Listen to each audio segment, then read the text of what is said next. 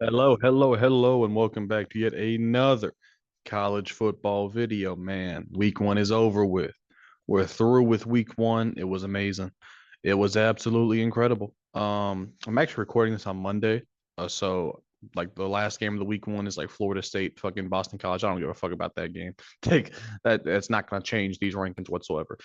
Ladies and gentlemen, we have the very first Rod. Why am I say ladies? There's no fucking women watching this, but we have the very first Rod poll. The very first Rod poll of the season for the next 3.5 months. There will be about 13, 14, 15, 16 of these. I don't even know. But let's get right into it, man. I couldn't be happier to get into this. Before we do, though, thank you for watching. Let's go, man. All right. So, if you were not aware, this is how my rankings looked going into week one. I had made some last minute adjustments. Um, this is how it looked. This is how it looked going into the season.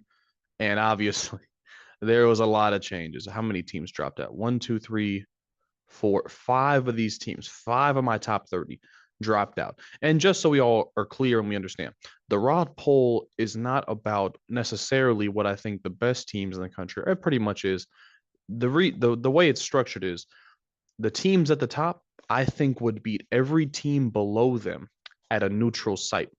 So I might not think that, for example, here, I might not think that Missouri is a more talented team than Alabama, but I think if they played on a neutral site, they would beat them. The same for Arizona and LSU. The same for fucking Liberty and Kansas State, right? I think if they played on a neutral site, the team above them would always beat the team, or at least the majority of the time, the team above them. I would pick them, in my opinion, to beat any team below them on a neutral site. So with that being said, these are the rankings preseason, if you will, and this is how it changed after week one. All right. I had to put Georgia at number one here. I felt like they just had to be the top spot team. Um, they balled out. They absolutely balled out against Clemson. And they dominated them, even though the first half was very competitive. And by competitive, I mean Clemson's defense came out to play. They slowed Georgia down, and but Georgia's offense, they made a few mistakes. It was kind of self-inflicted, if you will, with penalties, taking away big plays. They did not look as sharp, and Georgia could not run the ball in the first half, which was very interesting. Keep in mind, Georgia was missing their top two running backs for this game. Trevor Etienne was suspended, and they had another guy out hurt.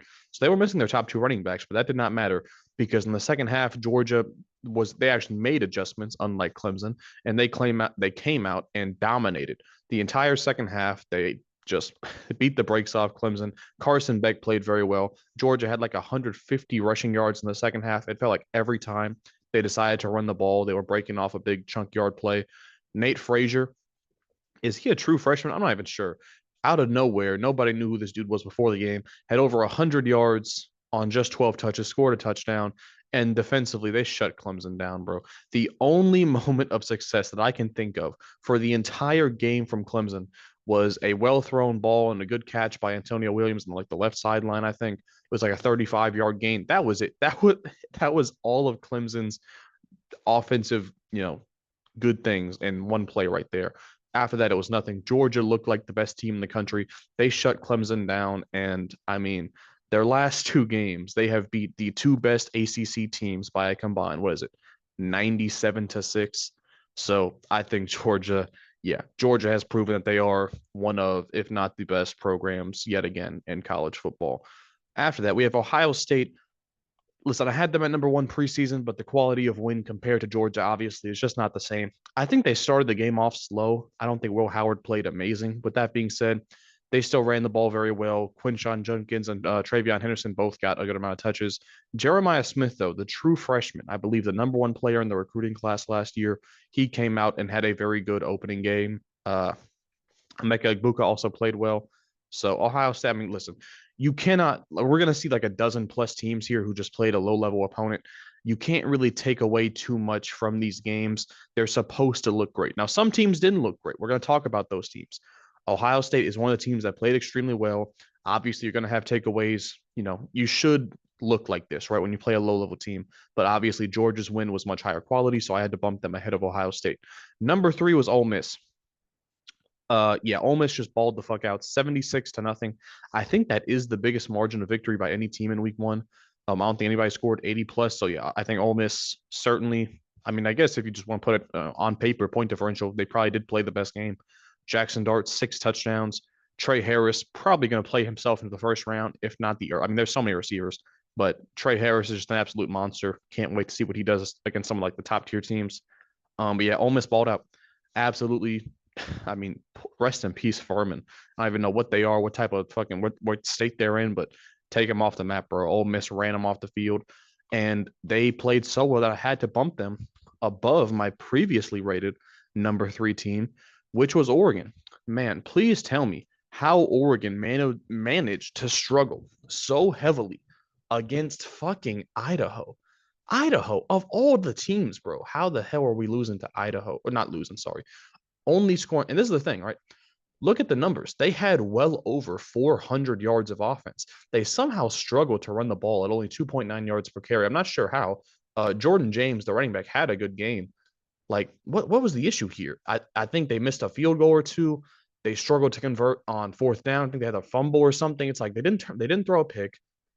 It's like the defense still came to play. They shut Idaho down, of course, but it's like the offense situationally, they didn't struggle to move the ball, but converting fourth downs, converting in the red zone, making field goals, they just did a bad job against Idaho, which I'm just going to attribute it to first game rustiness, new quarterback, obviously. Not that he's inexperienced, right? I mean, look at the numbers. He had a good game. Most people will be mad that it's all checkdowns, but brother, you got to take what the defense gives you. I mean, I'm sure if there were open receivers downfield, he would have been bombing downfield, but Tez Johnson, he's a slot guy, makes his money within 5 to 10 yards of the line of scrimmage. It's tough because I'm not really taking too much away from this game. I really don't think this is going to impact their season, whatever. But when Oregon plays a bad team and they win 24-14, and Ole Miss plays a bad team and they win 76-0, obviously I have to give Ole Miss the credit there and bump them ahead of Oregon one spot. But I do not think this is going to affect Oregon negatively whatsoever. I think it was just a weird fluke of a first game. Following that, we have Texas beating the brakes off Colorado State. This is actually a game where I was kind of paying a little bit of attention to, um, because I thought Colorado State with that quarterback, that wide receiver, I thought they might have actually been a little bit of a test for Texas's defense. That turned out not to be true because Texas played amazing. Um, Quinn Ewers, he did have a pick, but it's like he got hit while he was throwing, I think. Quinn Ewers played well. Arch Manning came in off the bench. He played well when they were up by a million. The running backs, keep in mind, they lost Jonathan Brooks to the NFL draft. They lost C.J. Baxter to an injury. The running back still look fine. I think Jaden Blue is going to be the number one guy this season. But I mean, all their running backs did a good job. 4 receivers over 50 yards. Name a guy, he had a good game. The freshman, I think Ryan Wingo, he played well. Who else was it? Isaiah Bond had some big catches. The guy from Houston, Golden, I think is his name. I mean, everybody looked good. I can't say anything negative about Texas.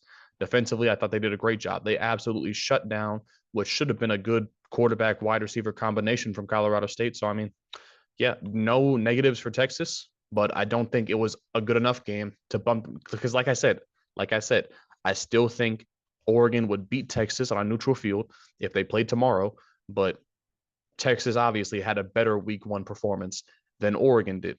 Also, Missouri, pretty much the same thing, pretty much the exact same score as Texas. The Stars only played like the first half, I think, but when they were out there, they were flawless, ran the ball well, defense shut Murray State down, obviously. There's just not much to take away from these games, right? We get to talk about these teams more when we actually see them play good teams, but Missouri's new running backs look good. Marcus Carroll looked really good. Yeah, I mean, I have nothing to say besides they did what they're supposed to do against a bad team. So credit to them. After that, this is one of the biggest games since we talked about Georgia Clemson. Miami went to the swamp and dominated. It was close for like the first 8 or 9 minutes of game time. Then after that, Miami ran away with it, man. Cam Ward threw a bad pick in like the first quarter, I think, and he was pretty much flawless. And I mean flawless the rest of the game. Cam Ward had one of the best games I've ever seen. The best game I've ever seen from him was that game against Oregon State last year where he like that was probably the best half of football I've ever seen a player play was Cam Ward in that first half against Oregon State. But this is right up there with some of the best performances of his entire career. Damian Martinez, the transfer running back, looked good.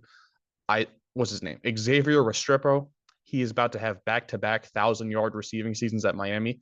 And I do not say that lightly. He was amazing this game. He juked somebody. He juked this poor old white safety so bad he got hurt. They had to get like carried off the field. I mean, Miami looks good, bro. Their defense played lights out. The transfer, Tyler Barron got a sack. The linebacker whose name I mispronounced earlier, he got a big sack. I mean, they got multiple interceptions, I think. I mean, Miami was pretty much flawless this game. I have no negatives to say about them. Their offense should be one of, if not the best in the country. Cam Ward looks like an early Heisman candidate, even though it's way too early to be talking about that stuff. But I mean, Miami is what I thought they were. The only difference is I didn't think they'd win this game in such dominant fashion. I thought it'd be a pretty close game, but um, their offense and defense came to play week one, and they completely shut Florida down. Miami with one of the most impressive wins of week one. Then you have then you have Alabama. They completely took care of business against Western Kentucky. The offense had, the offense had no flaws. The defense had no flaws. There's nothing negative I can say about this game. I actually thought they played so well. I bumped them ahead of Notre Dame, even though Notre Dame played a higher caliber of opponent. Jalen Milroe looked great, obviously. I think this guy's a freshman. This guy Ryan Williams, probably a 5-star freshman. He had a great game, obviously, 2 catches, 2 touchdowns, 140 yards. The running backs, I think Justice Haynes had the best game, I think, out of everybody, but they should be able to run the ball fairly well at Alabama this year, I should say. But yeah, Alabama did what they were supposed to do. Offense looked impressive, defense looked impressive. Let's get to Notre Dame now.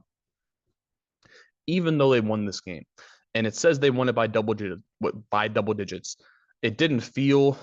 It was back and forth. It was an extremely close game that Notre Dame's defense completely bailed them out.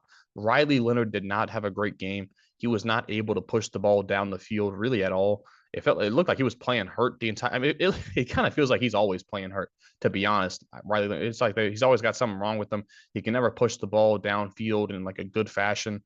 It just looks rough every time he's playing. But they got the job done. Nearly 200 rushing yards. They ran the ball pretty well. Jeremiah Love had the big rushing touchdown in the second half to kind of pull it away for Notre Dame. And defensively, man, we understand that Notre Dame is going to be one of the 5 best defenses in the country, I think. They shut A&M down. They made that quarterback's life absolute hell. Only 100 passing yards allowed. Think about that. A&M has a 5-star quarterback, a couple, high-level, big-name receivers. Like, they shut them completely down.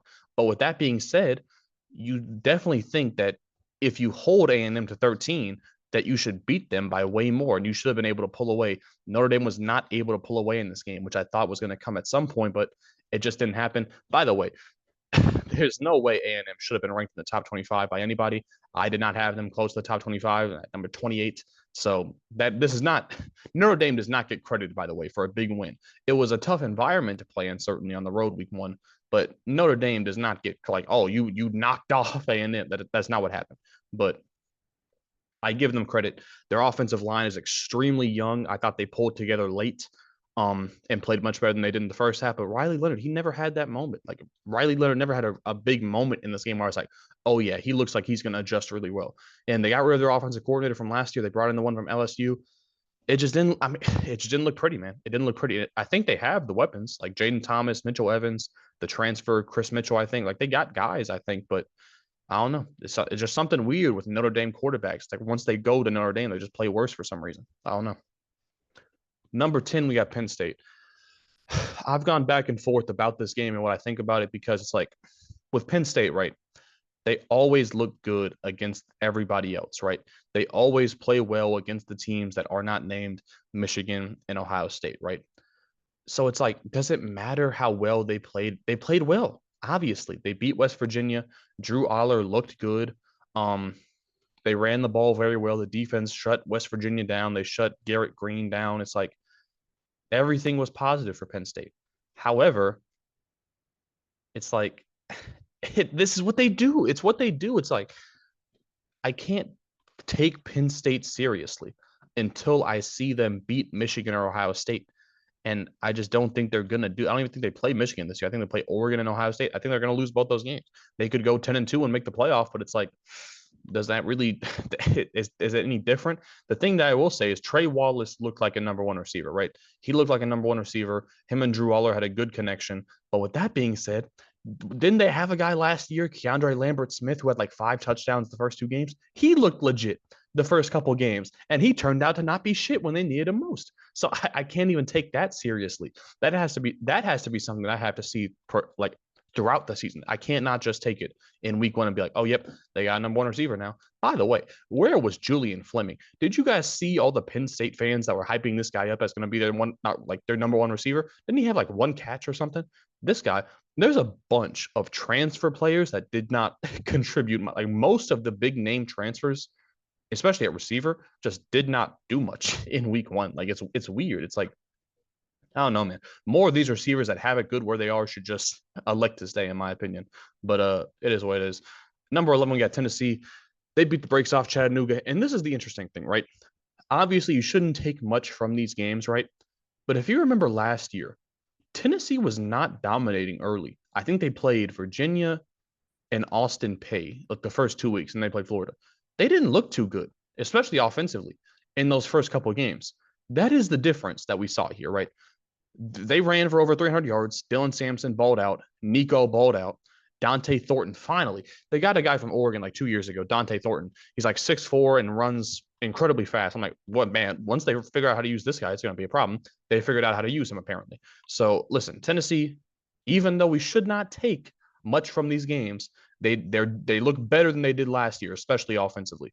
And defensively, listen, last year they established in 2021 they couldn't play defense, but they ran the ball well, and they obviously had the best pass game in the country. 2022, they couldn't throw the ball for some reason, but they had a great run game and a great defense. 2024 now, or 2023, I should say, whatever year it is now, 2022, 2023, 2024 now, it looks like they have the run game, they have the defense, and now they have the pass game to all complement one another. And this might be the best version of Tennessee that we've seen under Josh Heupel. That's my opinion. Keep it to yourselves if you don't agree with it, but it is what it is. I am a believer of Tennessee this year. Don't think they're gonna beat Georgia. Michigan at 12. I thought about dropping them, but after this, it kind of gets to the range where it's like I don't really think anybody below this deserved to jump above Michigan. But they did not look good. If you remember, guys, they played Kansas last year to start the first half of their schedule. Really, they don't do that this year. But Fresno State was not a good warm-up game. I think they're gonna get crushed by Texas, to be honest with you. 30-10. I thought it was going to be Alex Orji. I was really expecting Alex Orji to be the starting quarterback. It was some other guy that I've heard of, but I don't even know. I don't even know what he looks like. The guy that ended up starting. He didn't play good. They can't throw the ball. But I told you this, right? I told you Michigan's offense was not going to be good. I told you it wasn't going to be pretty. They struggled to run the ball on fucking Fresno State. They could not throw it, obviously. And by the way, this Dylan Edwards or Don, I forgot his name. This Donovan Edwards thing is so fucking funny. Do you guys remember all the Michigan fans that have been talking about, oh, once Corum leaves, it's Edwards time. Donovan Edwards for the Heisman. Wasn't this guy on the cover of college football? This guy, 13 touches for 27 yards against Fresno State. I can name 30 running backs right now who are better and should get more recognition than Donovan Edwards. But because this guy had one good year in 2022, people just think that he was the beneficiary of having an actual good NFL level starter. But now that he's the bell cow and he's the one that has to play against the first team defense all the time, and he's the one that has to get hit and like, he doesn't have Blake Corum to soften the defense up for him anymore. He's the guy now. And last year he couldn't get it done. And this year now, game one, he played terrible. So it's like, man, I'm so happy that people that have been hyping this guy up forever finally get to shut up now because he had 13 touches for 27 yards. Donovan Edwards is a fucking joke. Michigan's offense is a joke. But of course, their defense is amazing. Will Johnson had a pick six. He'll be a top 10 pick. I mean, it is what it is. We know Michigan's defense is incredible, and I told you that their offense is bad. So it is what it is. I expected nothing different. So it is what it is. They are what I thought they were, and they're going to get blown out next week against Texas. Kansas at number 13. They've jumped up 2 spots. Kansas, my number 13 team, all Big 12 here. Look at this Big 12. It is the third best conference and is one of the deepest conferences. It's a great conference. Okay, Kansas at 13. Jalen Daniels didn't play that well. He didn't play that well. But with that being said, they still, we know if you know, Kansas is one of the best run games in the country. Devin Neal is a baller. Daniel Highshaw, the backup, is a stud. They have an amazing run game, and they showed it in week one. Luke Grimm, if you didn't know, Their top three receivers all come back. Luke Grimm being one of them. He had the best game of any receiver. And defensively, they shut down fucking. I mean, it's Lindenwood. I might be hyping this performance up a little bit too much, but it kind of is what I expected. Now I'm happy with that. I just need to see Jalen Daniels play a little better. It's going to be tough. Week 2 is against Illinois, I think. They've beat them back-to-back years, I think, but now third year in a row they're playing Illinois. I don't know if it's at home or on the road, but it's a must-win game. It's a big game. If they beat a Big Ten opponent week 2, then they'll a couple more people will be opening their eyes to Kansas. So I'll be watching that one very closely. Number 14, I was not expecting Utah to jump this much, but I think just seeing Cam Rising, I had a lot of reservations and a lot of questions about this offense. I had a lot of questions about how good Cam Rising would look when he came back. I had a lot of questions about the run game, the receiving game. Keithy was back. He looked amazing. This guy, Dejon Stanley, I don't know who he is or where he came from. I don't know if he's a running back receiver. He got the ball in both areas and he balled out. Cam Rising balled out. This game answered a few of my questions. And because it answered a few of my questions, I was quick to adjust my opinion and give Utah some more respect. Because, listen, my opinion has always been this. If they are what they can be offensively, then they're one of the best teams in the Big 12, and they're one of the 15, 16 best teams in the country. That my opinion has not changed on that. The only question I had was how good was their offense going to look? It looked great in week 1, but it was against Southern Utah. Their schedule is going to get tough. They're going to play a lot of good teams in the Big 12. We'll see. We'll see how they stack up. But in week 1, they look good, and I'm going to give them the credit for that. Number 15, we have Arizona. Don't get me wrong. Well, actually, let me just start with this. Teratoa McMillan, or Tetairoa. I got to figure out how to say his name correctly because I'm going to call him T-Mac. T-Mac, that's what his known nickname is, I think. T-Mac is going to be a top 5 NFL pick. 6'5", 4.4 speed, glue on his hands. I mean, this is something. The man had 10 catches for 300 yards and 4 touchdowns. He should have had 12 catches for 400 yards and 6 touchdowns. There was a scramble where Noah Fafita got out of the pocket. He ran for like 10, 12 yards, got the first down. McMillan was wide open in the end zone. Wide open. Easy pitch and catch would have been for a 40, 50-yard touchdown. Fafita just missed him. He just completely missed him. That should have been a touchdown. There was also like a 40, 50-yard bomb on the right sideline where he made an amazing catch, adjusted sideline toe tap, caught the ball. They reviewed it, overturned it, took the catch off the board. That was about 50 yards. He should have had 12 for 406 yards and 6 touchdowns, I should say. New Mexico is happy that they only gave up 300 yards and 4 touchdowns. McMillan, I think he's going to win the Biletnikoff. I think he is going to be a top 5 pick. This guy's an absolute fucking monster. With that being said, you cannot in any fucking world give up 39 points to New Mexico.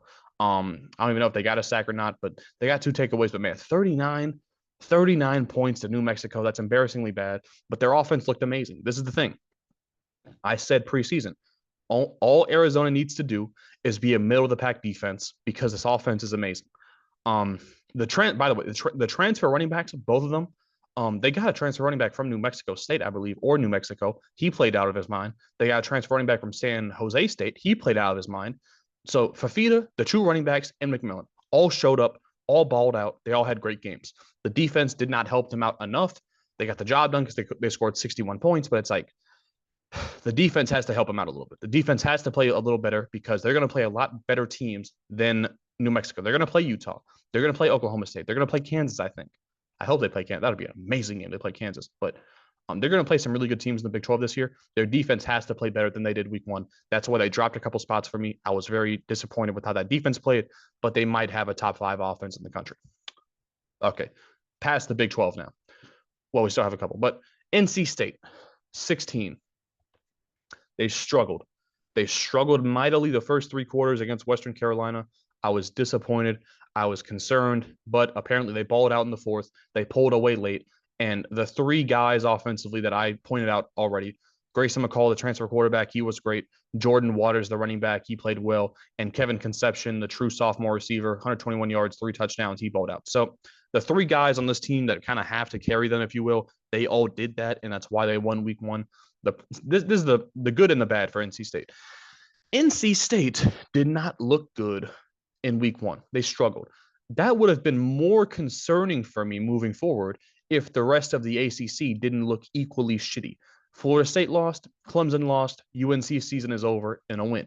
So all of those 3 teams shit the bed. So I feel better about NC State, even though they themselves did not play that well. So yeah, I'm gonna keep NC State at 16. I think, look, listen, does my opinion change? Listen, Tennessee balled out week one. NC State disappointed week one. I'm still picking NC State to upset Tennessee in week two. However, this is the thought process in my mind. It's either going to be a Tennessee blowout or an NC State squeak by upset. Those are the only two possibilities. It's not going to be close in Tennessee's favor. It's not going to be a blowout NC State win. So yeah, those are the only two outcomes in my opinion. Tennessee blowout or close squeak by NC State upset. But I'm still going with the upset for NC State next week over Tennessee. Number 17, we have Oklahoma. Listen, Oklahoma, they do it. This is going to be a very short amount of time spent on this. Their defense went fucking bananas. 6 sacks, 6 takeaways. Jackson Arnold looked fine. They ran the ball well. Deion Burks, this is their new number one receiver. Transfer came from Purdue. He had 3 touchdowns. I thought he looked good. So, it is what it is. And the reason they jump up one spot is because their rival Oklahoma State did not look good in week one. They struggled against South Dakota State. And this is the thing about Oklahoma State. They have absolutely no consistency. You have no idea what Oklahoma State is going to bring to the table week to week. I mean, last season they got blown the fuck out by UCF. They lost to South Alabama, but then they beat Oklahoma. Then they beat who else they beat? They beat Kansas State they beat somebody. They beat multiple teams last year that I didn't think they were going to beat, but they lost in horrible fashion to some bad teams. So it's like I don't get it. I have no idea what to think with Oklahoma State. All I can go off is what I saw this week. Alan Bowman looked fine. Ollie Gordon, listen. This is the thing, man. I am so concerned for Ollie Gordon and Omarion Hampton because it seems like both of these teams can do nothing unless these guys are getting 30 plus touches a game. Ollie Gordon got 31. I think Hampton got 36. I love both these guys. I think they're both going to be NFL running backs. I hope that these guys do not get 350 plus touches this season, which it looks like they're both going to get, unless, unfortunately, they get hurt. So I hope something changes for both these guys, but unfortunately, I don't think it's going to change because if both these teams want to have any shot in hell, they're going to have to pound the rock with these guys and get each of them at least 30 touches a game. Ollie Gordon balled out. He's going to have to. The defense, it was disappointing. You can't give up 20 points to South Dakota State, is what it is. Oklahoma State let me down a little bit. That's why Oklahoma jumps ahead by 1 spot. Next up, Washington. Still, nobody is giving Washington any credit. I think Washington might be ranked in the next rankings because I think they're not going to drop Clemson or FSU for some reason, but A&M is going to be out of there. What's going to be out of there? A&M. Well, that was the only, I think, ranked team. I had different teams ranked, whatever, but maybe Washington. I don't know. But Washington, I think they look good. I think their offense looked really impressive. Here's the thing. That transfer running back I was talking about from Arizona, Jonah Coleman, yeah, he looks like he's going to be a star this year. He followed his head coach. I think his name is, what's his name? Jed Fish. I think he followed his head coach from Arizona to Washington, and he looked very good. They kind of centered the offense around him. The transfer, Denzel Boston, I think is his name, or the transfer guy from Cal looked good. Will Howard looked good. The run game looked good. The defense looked good. I have nothing negative to say about Washington. They took care of business in week one, and they're up to 19 for me. This whole trio, by the way, all moved up a lot of spots. Memphis as well. They beat their opponent 40-0, still being extremely underrated. The only negative here, they struggled to run the ball. I'm not sure why, but the pass game looked fine. The defense looked great. Hopefully, they're going to be able to figure out the run game a little bit. But yeah, Memphis won 40-0. They're going to jump up 3 spots for me. And I think they're going to beat Florida on the road. Sorry, Florida State. I think they're going to beat Florida State on the road. That is the game I'm betting, and I've been betting on even before Florida State lost to Georgia Tech. I still had that the same prediction. So I think Memphis is going to beat Florida State on the road. Then we got Louisville. This is an interesting one because they beat Austin Peay 62-0. Now, if you remember, I had to drop Louisville a couple spots because I saw that their star receiver, Colin Lacey, the transfer, I saw that he got hurt. He broke his collarbone. I think he'll be out for like 2 months. So I saw that, and I dropped Louisville by a couple spots because I thought he was going to be a really impactful part of this offense. Maybe he is, maybe he isn't, but they look fine without him. No disrespect. 10 yards per carry. Tyler Show, the transfer from Texas Tech, he had 4 touchdowns. This guy had 6 touches for 132 yards. The defense was incredible. 7 sacks, 2 takeaways. They looked amazing against Austin Peay. I believe Louisville and Georgia Tech will both be undefeated when they meet in like week 5 or 6, I think. That will be a crazy, impactful game in the ACC. Keep an eye on that one. That'll probably be a top 20 matchup, okay, in the ACC. And there will be a lot riding on that game. Keep an eye on that one. Next up, I did not want USC to win this game. I just wanted LSU to beat USC so I can not think about them and just keep them off my radar. But now USC pulled the upset, and I have to admit, I was impressed.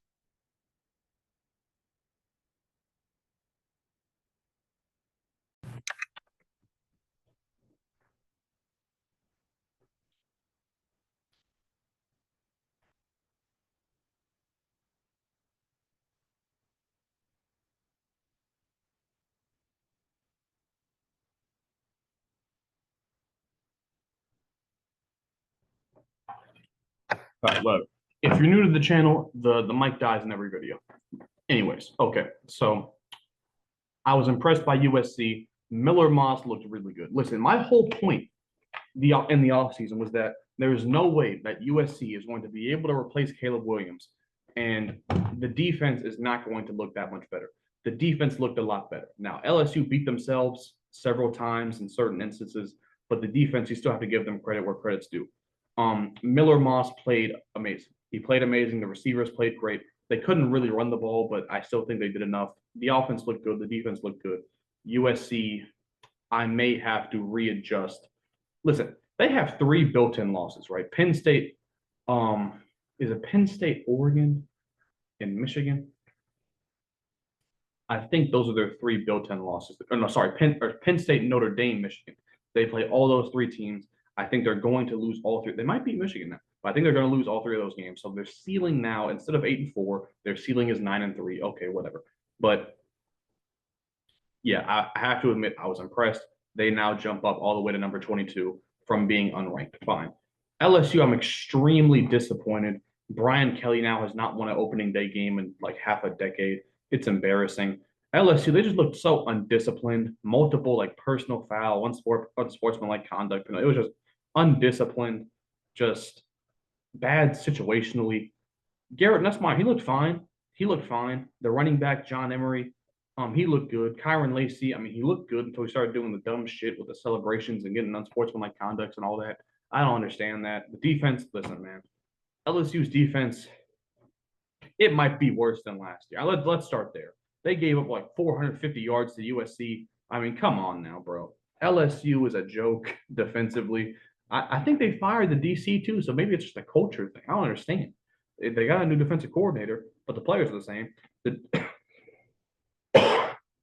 making me sick how bad LSU is on defense. The secondary is terrible. By the way, I forgot who said it, but I heard somewhere that Major Burns, a safety for LSU, that he foregone, or what's the word? He declined to go to the NFL just to come back and play for LSU.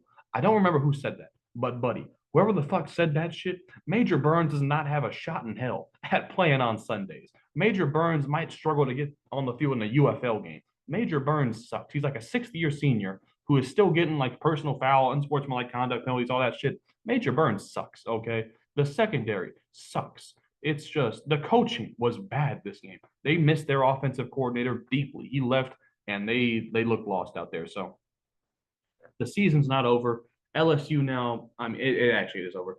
I thought they had a slight outside chance at making the playoff at 10-2. That dream is now dead. 9-3 is their absolute ceiling, but 8-4 might be more realistic. So LSU, they might have to do some thinking. I'm not sure, man. If Brian Kelly goes 8-4 this year, I'm not sure, man. I'm not sure. You tell me what happens. You tell me what happens to that situation. They lose to Ole Miss. They lose to Alabama, probably. They might lose to Oklahoma. It's like they have some tough questions to ask if they go 8-4 this year in terms of Brian Kelly. Number 24, I got Liberty. They did not beat Campbell. Listen, I think Liberty's going to go 13-0. Same thing as last year. They play in a shitty conference. They don't play any Power 4 opponents, I don't think. I mean, it is what it is. I mean, they're going to dominate, I think, these bad teams. They didn't dominate Campbell by that much. The run game looked great. Caden Salter looked good. Quentin Cooley's still a really good player. The defense was disappointing. Liberty is what they are at this point. I feel like I have a pretty good grip on what Liberty is. They lost a number one receiver to LSU, by the way. CJ Daniels, the transfer, another receiver that just did not do much in his new team, at least in week 1. But Liberty, man, they might beat LSU again. They might run for 400 yards on LSU. I'm not sure, but Liberty, I feel like they're gonna. I know what they are. They might sneak into my top 15, 16 at some point just because they're undefeated. but I really don't think Liberty is going to change what they do or how they look compared to last season. Next up, Georgia Tech. Now, obviously, Georgia Tech with the massive, maybe the biggest upset of week one. Listen, FSU was ranked number 10. They were nowhere close to a top 10 or top 15 team. I had them at number 19. Now they're out of my rankings entirely. Georgia Tech, they took their spot. They beat Georgia State week 2, and I thought they looked good. I mean, Haynes King, he played better against Georgia State than he did against Florida State. They've been able to run the ball very well. Jamal Haynes, the running back, he's explosive. He's looked good to start the year. The defense, I think, has played very well. Yeah, Georgia Tech's an interesting team, and like I said, I think they'll be 5-0 by the time they play Louisville, or maybe 4-0, I think. But that game against Louisville, if Georgia Tech can pull that one off, they might be a top 15 team nationally. That'll be crazy to think about. I think it might happen. I mean, they're already going to have a top 10 win over FSU. If they beat Louisville as well, that'll be a top 20 win.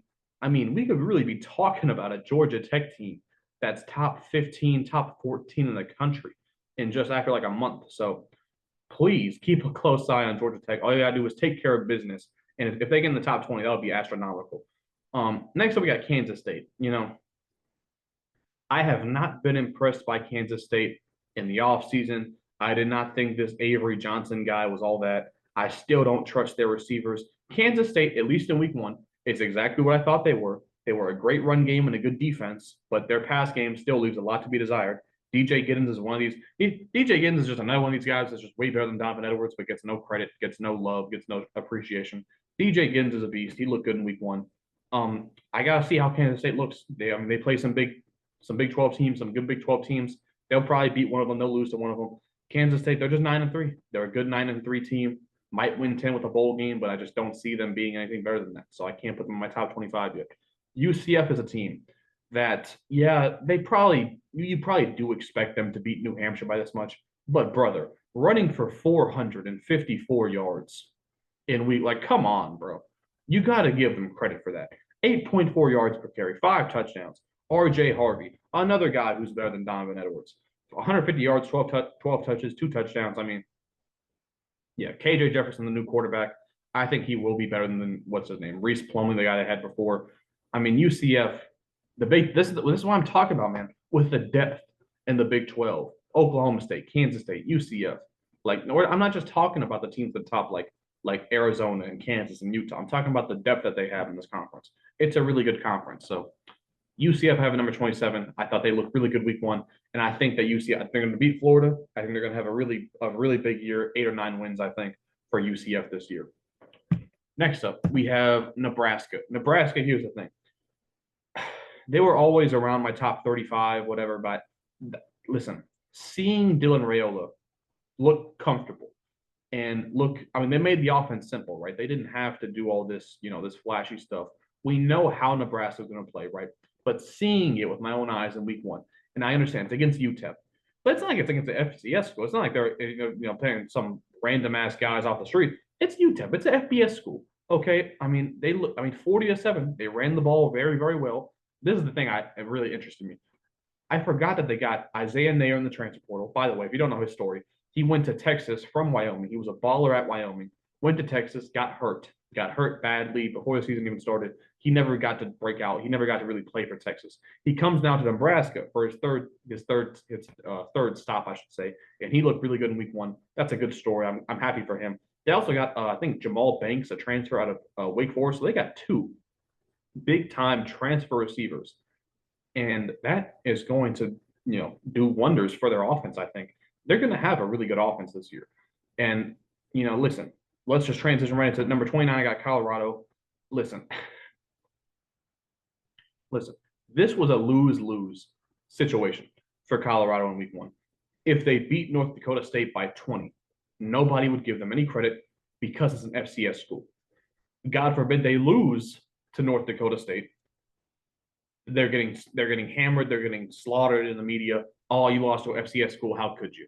They beat North Dakota State close, which is a good FCS. It's the best FCS school. They're better than several, maybe even a dozen FBS schools. North Dakota State is better than. North Dakota State has beaten several ranked Power 4, Power 5 opponents the last couple of years. They've upset them. But people give Colorado no credit for beating North Dakota State, even though their offense looked incredible. Shedeur Sanders looks like a Heisman candidate. Jimmy Horn played out of his mind, amazing game. Travis Hunter looks like the best player in college football. All those things are true. Listen, the defense, it still looks bad. Let's break it down. The defense was bad last year. It had moments this game, especially the defensive line. The defensive line, they kind of shut down North Dakota State's running game, which is interesting because it doesn't look like with 450 yards allowed. North Dakota State's quarterback just killed them. They had a lot of tackles for a loss. They kind of shut down there. I thought Colorado State's interior defensive line played pretty well. The problem is the quarterback killed them by getting out of the pocket, breaking contain, scrambling, picking up first downs. Colorado, the problem with their defense, man, they left the middle of the field wide open so many times. It's insane. I could not believe it's like every other play, there's just a 20, 30-yard gap right in the middle of the defense, whether it's a Texas route by the running back, a shallow cross, a drag, whatever, the quarterback breaking off up the middle. They left the middle open so many. They never had a spy.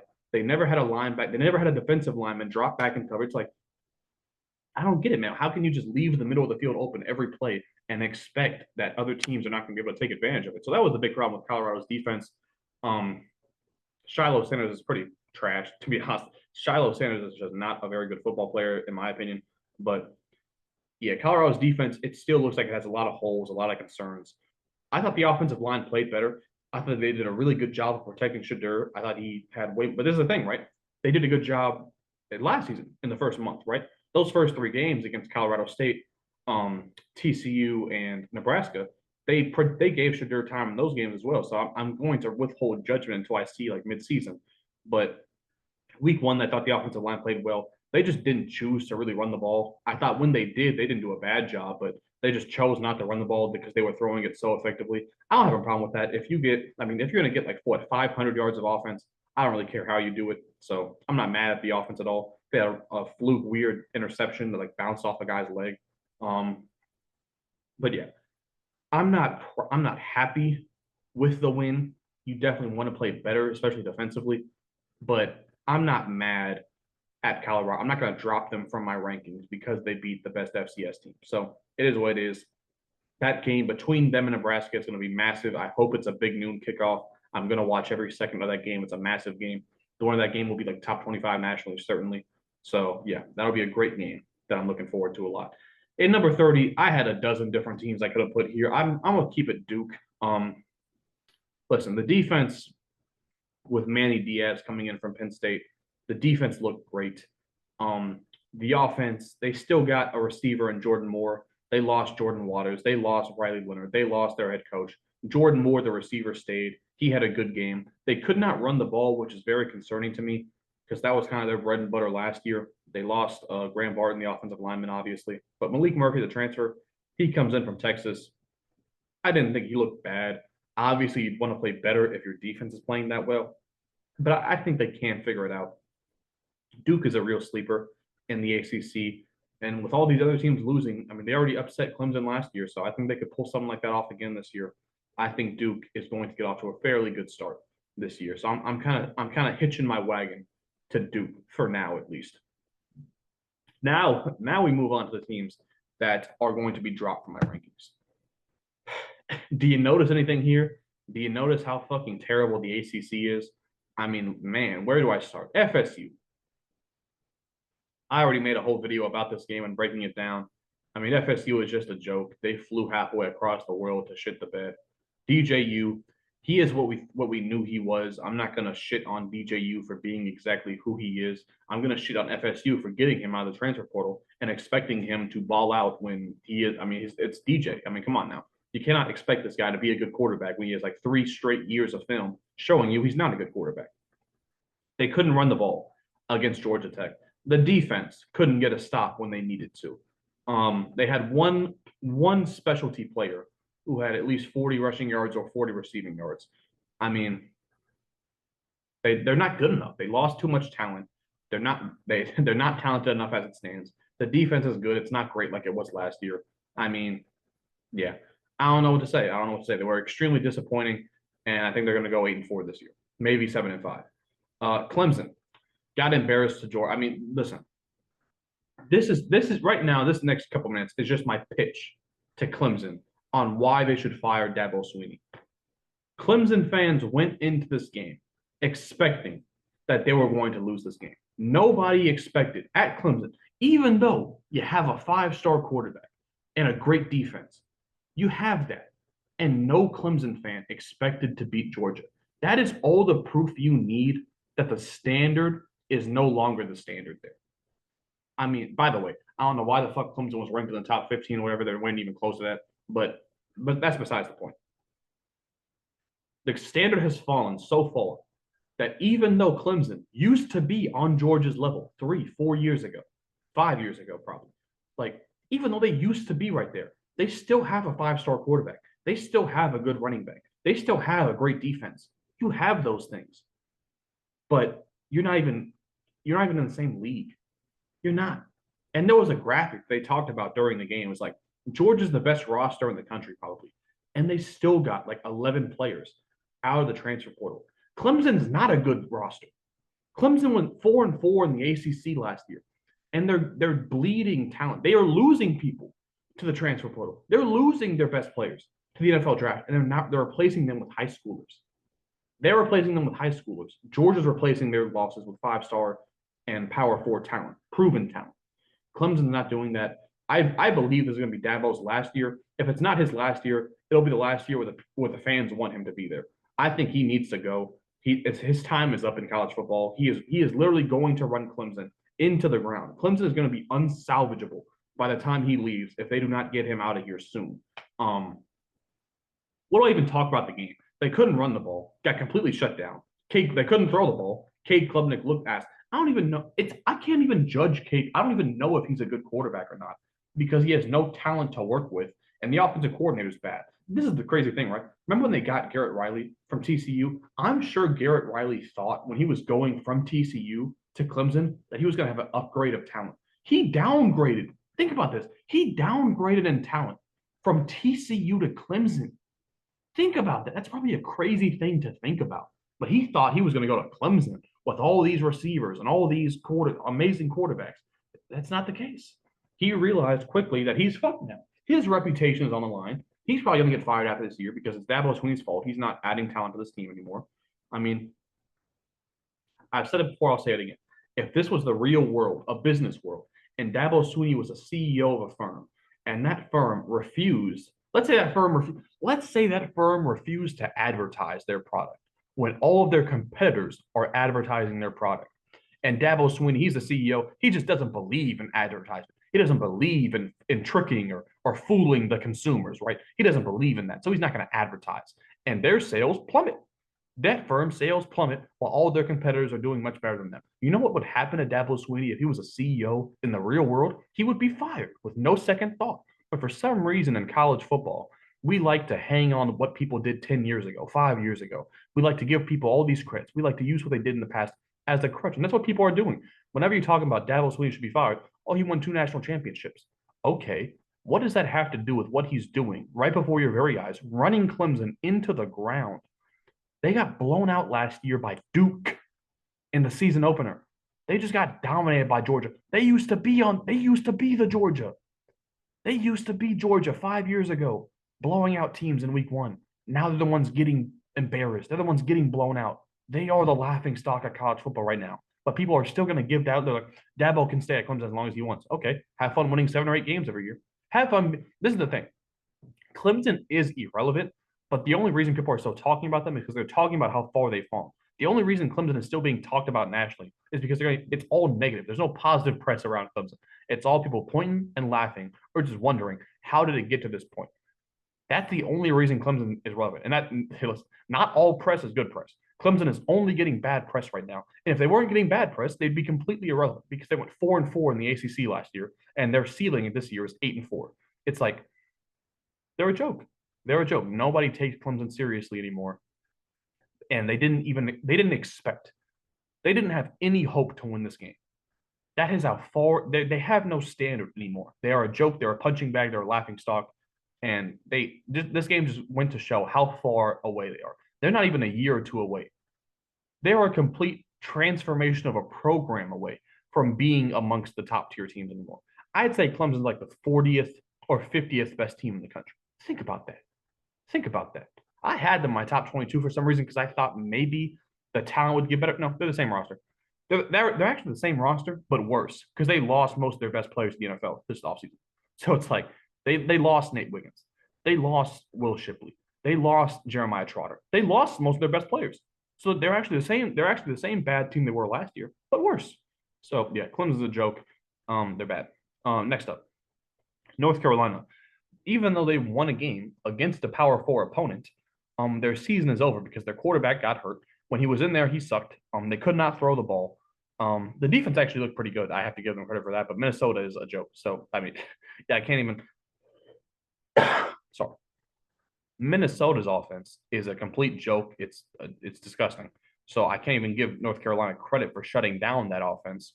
And North Carolina's offense, they could not throw the ball. Their starting quarterback is now out for the season with a broken leg. Their backup quarterback could not throw the football. And the only chance North Carolina has at all of winning any game this year is by giving Amarion Hampton the ball 35 times, like they did this game, and just hoping he can make something happen.